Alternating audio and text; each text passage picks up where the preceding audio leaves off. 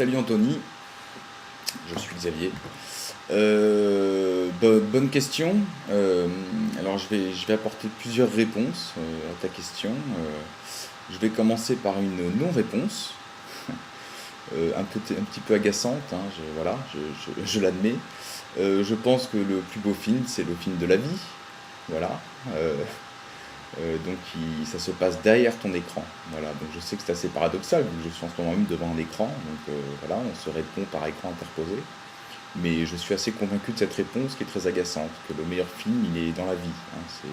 Voilà.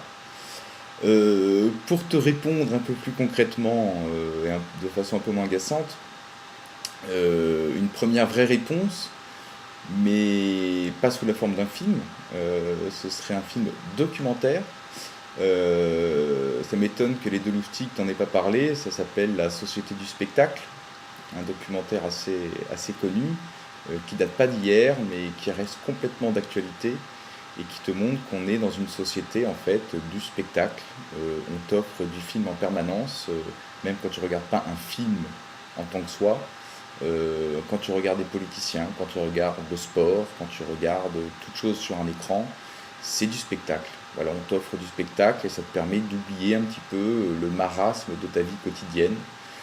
Ça permet de mettre un voile là-dessus et de ne pas se poser trop de questionnements finalement, tu vois, de pas prendre part aux choses quelque part, parce que tu es là, spectateur, et ça ne t'amène rien, quoi. Tu vois, le film hollywoodien classique n'apporte pas de réflexion, quoi. Voilà. Bon, malgré tout, il y a quand même des films, heureusement, qui à mon sens sont assez intéressants.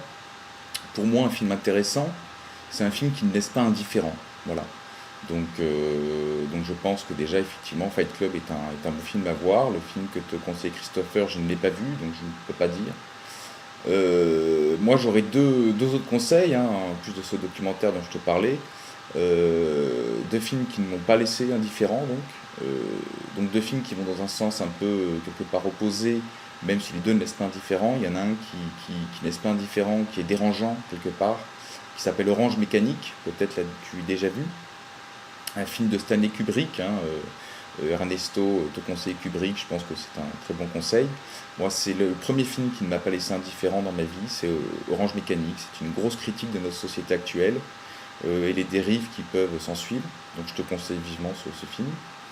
Et le deuxième, qui va dans un sens plutôt du bien-être, euh, ça s'appelle, il me semble que ça s'appelle La Belle Histoire.